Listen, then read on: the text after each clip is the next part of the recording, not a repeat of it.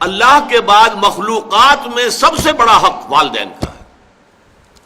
اس کو اب میں وہ بات بیان کر رہا ہوں کہ اللہ تعالیٰ نے بیچ میں دخل دیا ہے۔ حضرت لقمان کی نصائح کی ابھی ایک ہی آیت آئی ہے اور اس کے بعد اللہ نے فرمایا وَوَصَّيْنَا الْإِنسَانَ بِوَالِدَيْهِ، یہاں اللہ کا کلام شروع ہو گیا،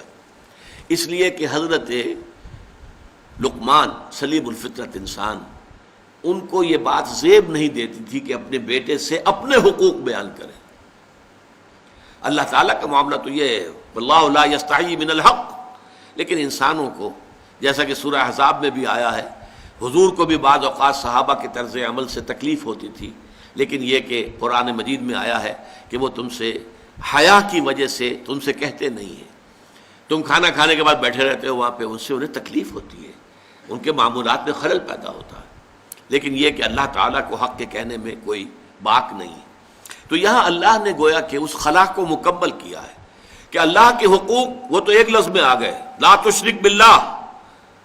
لیکن یہ کہ اللہ کے بعد سب سے بڑا حق انسانوں کے اوپر والدین کا ہے،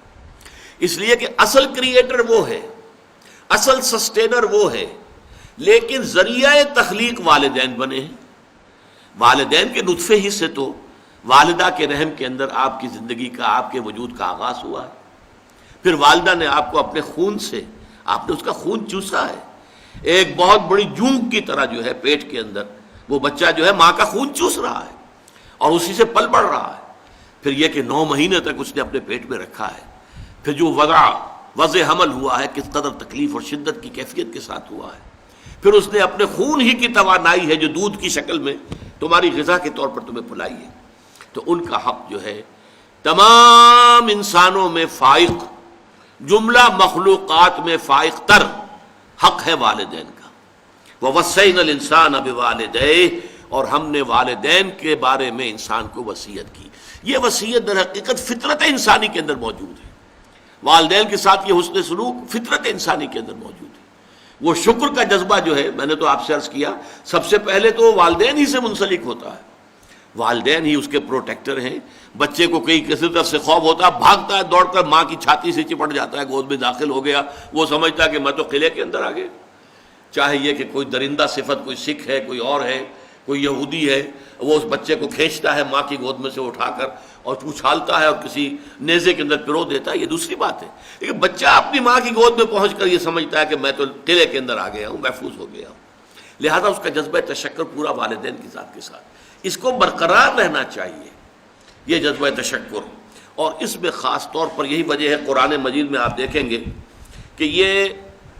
4-5 مقامات ایسے ہیں، سورہ بقرہ میں بھی ہے، سورہ نساء میں بھی ہے، سورہ انعام میں ہے، سورہ بنی اسرائیل میں ہے، کہ والدین کا حق اللہ کے حق کے فوراً بعد وَقَضَىٰ رَبُّكَ أَلَّا تَعْبُدُوا إِلَّا إِيَّاهُ وَبِالْوَالِدَيْنِ إِحْسَانًا،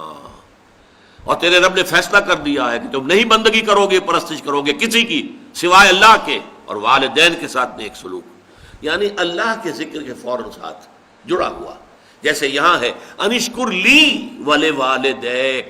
شکر کرو میرا۔